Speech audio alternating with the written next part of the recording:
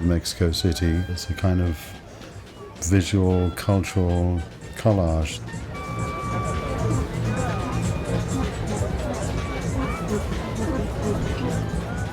There's an acoustic energy, but there's also a sort of visual energy. And, I've taken lots of photographs and made lots of videos of just people going about their lives. There's stuff out there that captivates me and I capture it.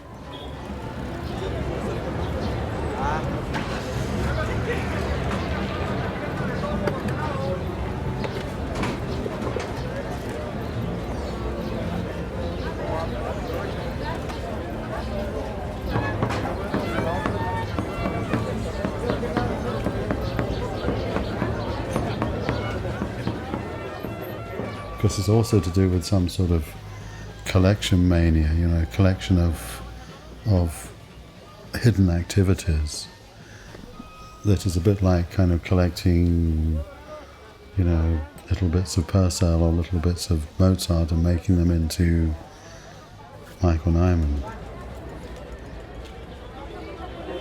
Things are coming into the frame, which when I sort of see them on a screen, I think, my God, this is really fascinating.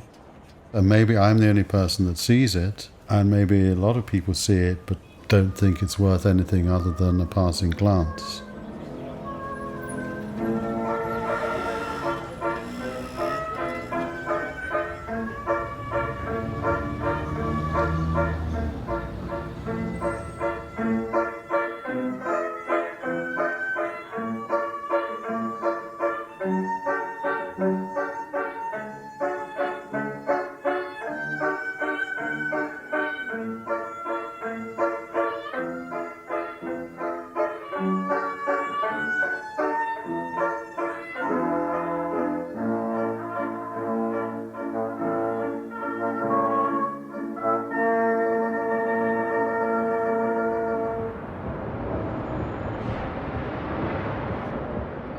There are a lot of kind of energy-inspiring things going on in Mexico City that I don't see because sometimes I never leave my house. The energy comes in through my front door and through my windows. This is like the convention of... Each subject for filming is kind of random. What I'm doing is not making films, I'm just shooting stuff. And there it is, recorded on a tape, and what do you do with it? And at one point, a few months ago, or maybe a year ago, I thought, here are kind of 70 or 80 DV tapes. And I'm going to die. And nobody would have any idea that here is kind of raw material for some kind of film, video work, artwork, whatever we would like to call it. So I thought I'd better start looking at these tapes.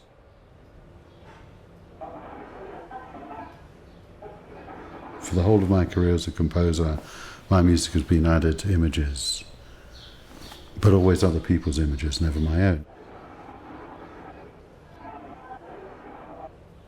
And so for the first time, I have the possibility of creating something which basically is, this represents the way that Michael Nyman looked at the world.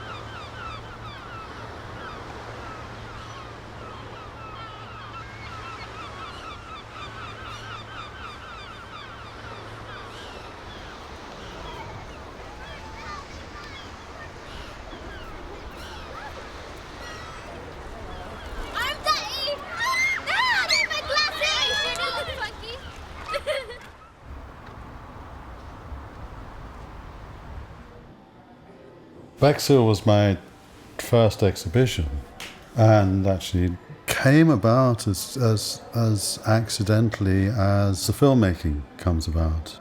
That could be the next show, just old men walking. It was a kind of surprise and shock and sort of real pleasure that Alan Hayden, would consider giving over the gallery space to this work, the video work, which I'm still becoming kind of familiar with in my own skin as a kind of visual artist.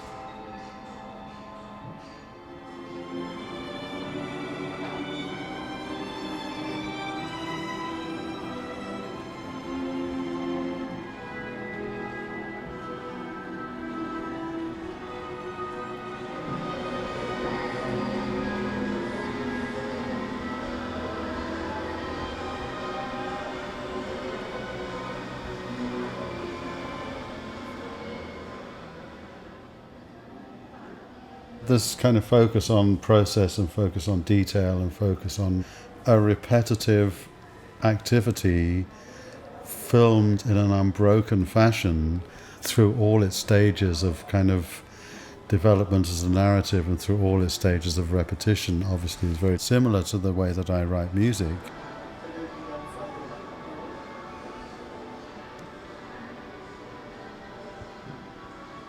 I just hope what fascinated me also fascinates the spectator, and so they come away having seen something that I've seen and experienced, and there's very little kind of filmic or video or cinematic manipulation or mediation.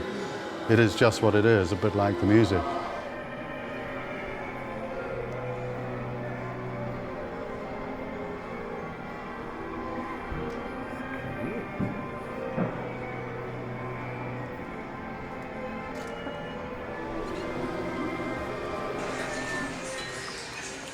Tuning the guitar. What? He's tuning the guitar.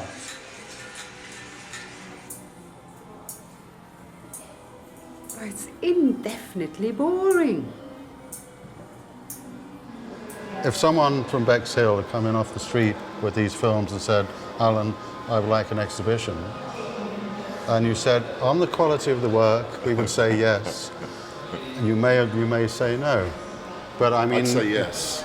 Okay.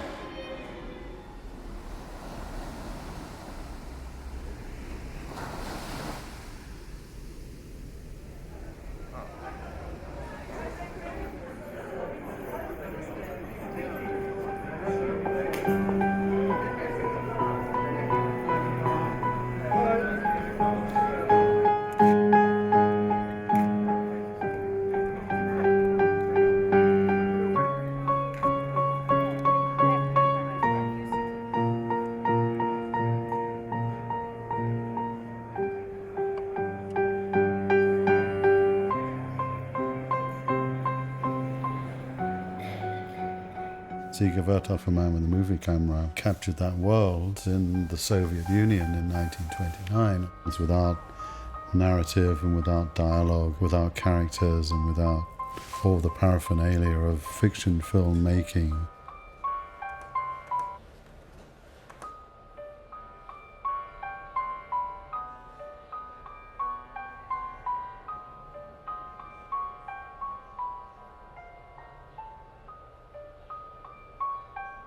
I've written the soundtracks for two other Dziga Vertov's films, The 11th Year and The Sixth Part of the World, which are much more standard documentaries.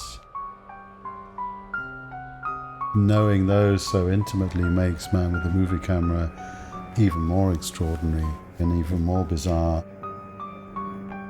And this whole idea of, starting with an empty theatre, with an audience coming in to see the film that us as an audience see being made, I think is kind of brilliant.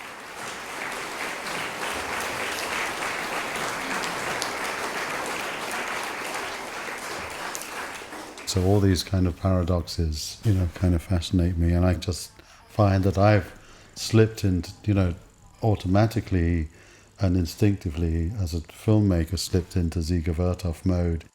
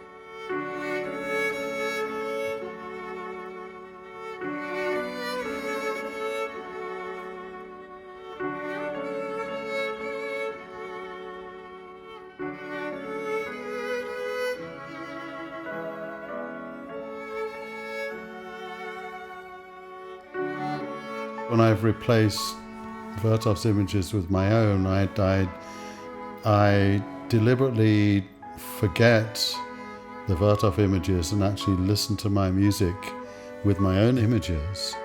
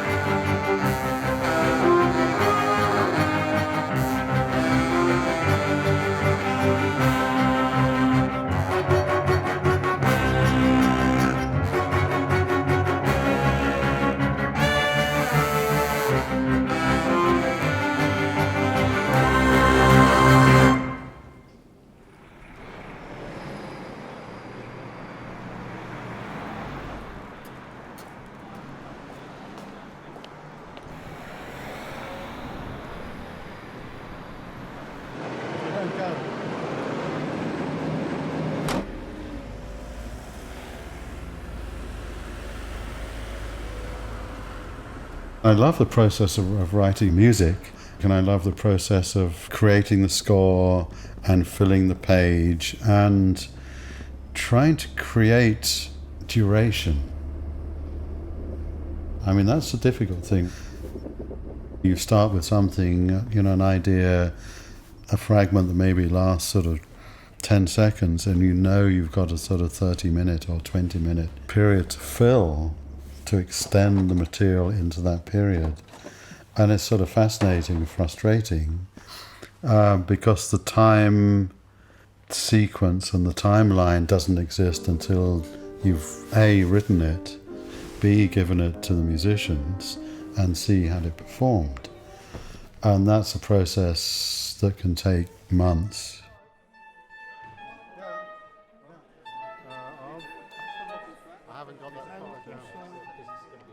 Yeah, I changed that hole, there is a hole which really needs filling. That's Yeah. What are we doing? Doing the fast sections. that can't be Hey, brought what? Musicologists, the fast section. It's all fast. What?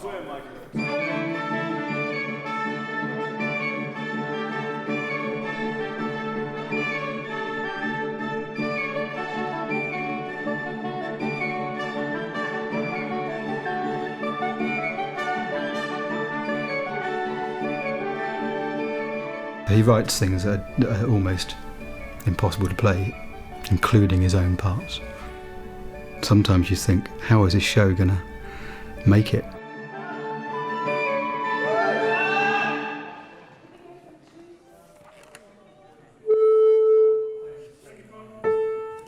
Sharp. What? In the version I've been looking at, but All you brass stabs in the back. Should we try those? We're allowed to make our parts work individually in a way that no other composer would allow you to do. So during the development of a piece, we might add things in or take things out. Well, it's kind of A, G, E. have you got any tickets? Well, I think it's just that bar that's wrong. I'll tell you what, I come on the next 5/4 bar, yeah. you're wrong again. It'll add an extra Slightly pizzazz. Well, I'm not sure I can I'm do not that. sure I either. just want to get some balances, yeah? Okay.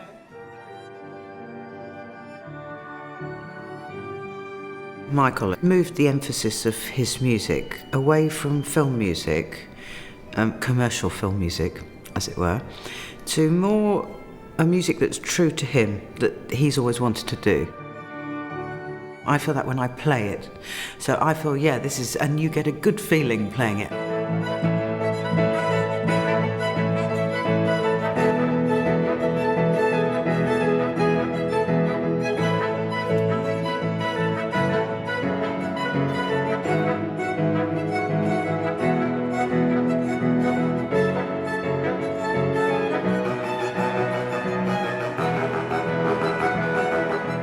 I wouldn't play like I do for Michael for anybody else.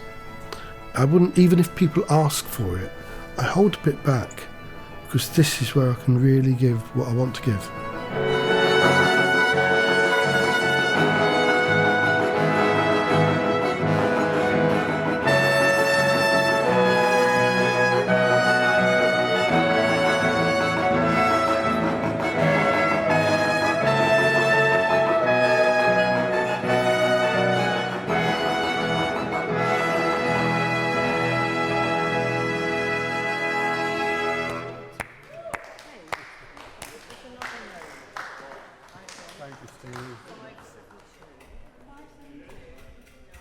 It suddenly occurred to me after all these years of making this music that basically I make mosaics, but the image, when it really works, kind of flies totally free of this process of putting together, individual little tiles of colour. And so you kind of stand back and you see this thing that has a life of its own and takes flight and whatever. And I thought, my God, I've been looking for that image for years, and that is what I do as a composer.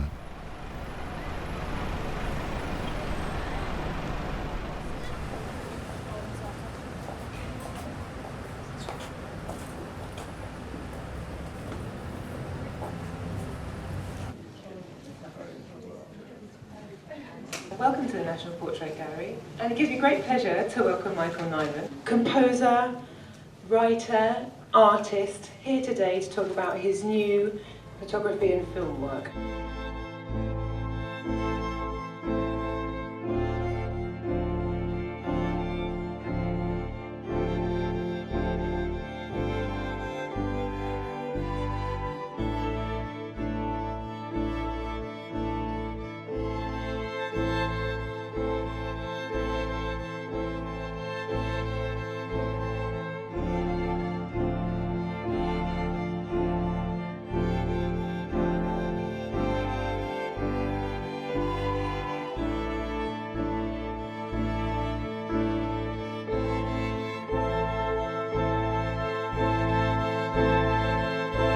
These were photographs on display in Photo Festival in Arles in the south of France.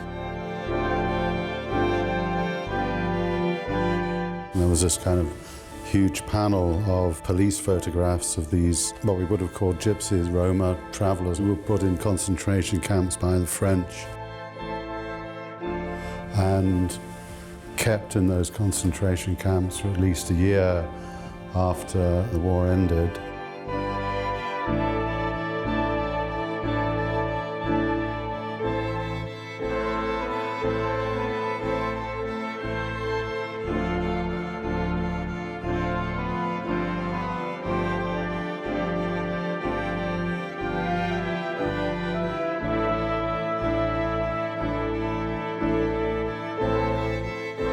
I kind of photographed as many as I could that were at my eye level, because this panel filled a whole wall, and I was constantly being stopped from photographing by the woman who was kind of looking after the room for some reason.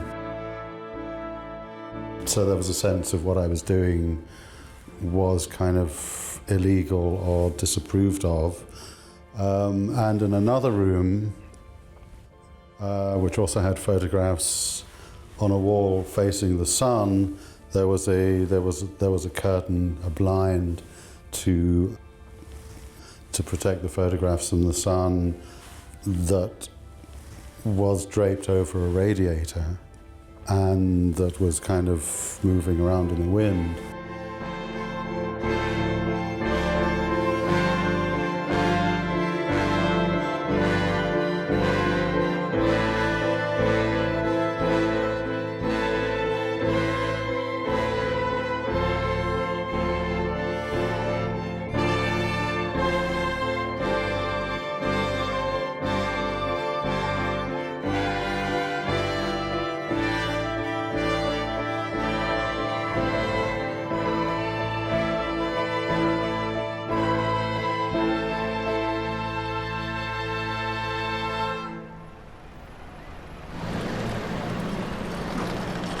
Twenty to 7, this is In Tune on BBC Radio 3. Now, in what is a great year of celebration for the music of Handel and Purcell, it's highly appropriate that tomorrow the Proms celebrate a British composer highly influenced by both men, Michael Nyman. The Michael Nyman Band make what is its Proms debut tomorrow. The programme includes a world premiere and extracts from one of his most celebrated film scores, The Draughtsman's Contract, which is your way of celebrating Handel and Purcell, who have been with you really right since the very beginning of your... Yeah, I mean, basically the tomorrow night score, musicologist scores, which of course is very ironic. I'm not a musicologist, but I guess I have scored a prom commission at last.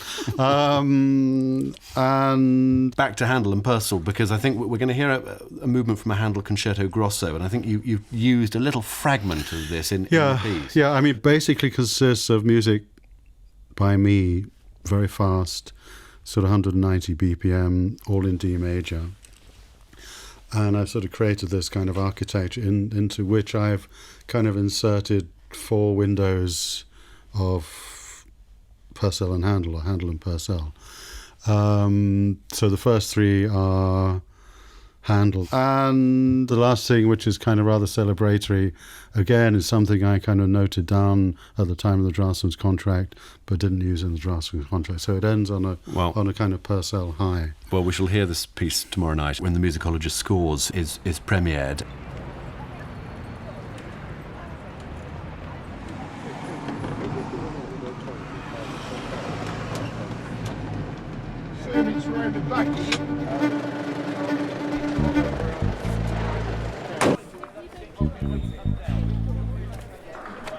You're surrounded by, a large number of PAs and producers and, contact people on the one hand, but on the other hand you feel more on your own than with any other concert I've ever done.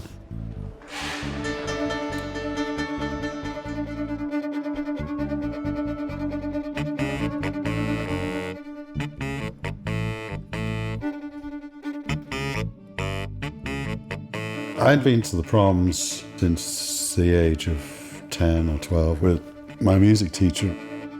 Then I was a music critic, listening to music at the Proms with very different ears. And then playing, for the Michael Nyman Band after seemingly 100 years of me being a fan of the Proms was very daunting.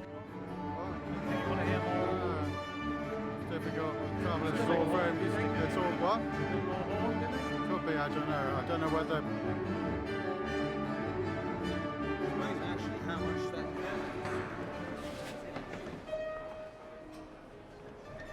One, two, F1A, 1, 2, 3.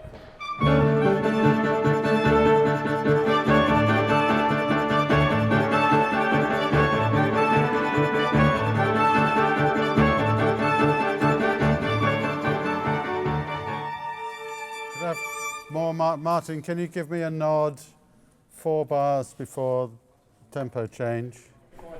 Can we do that again? Because if you can't... Okay.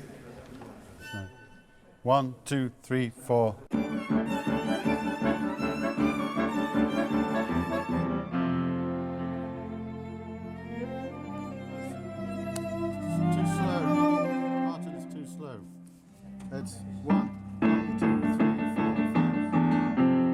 Okay, we could have gone into the Albert Hall and played music we knew very well, but it would be a cop-out, it would be a telling a lie in a way, not to do something more adventurous and to try something new. And Michael really likes to try new things under pressure because he feels that things develop quicker under pressure. If you rehearse too much, if you know what you're doing too well, then a performance doesn't bring out anything creative. Whereas a performance which is only just knows what it's doing is a much more interesting animal.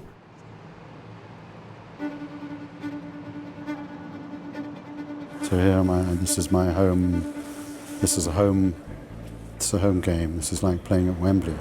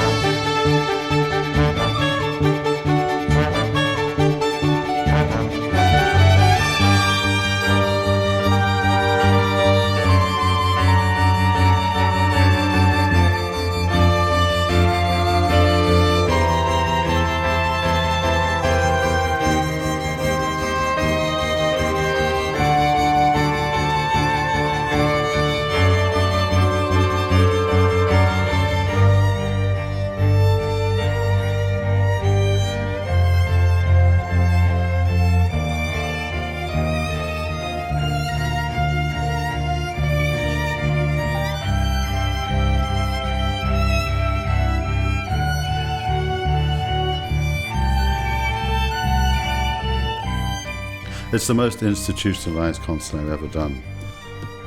And this, as I say, with all my complaints over the last 30 years, this is the institution that I wanted to be accepted into.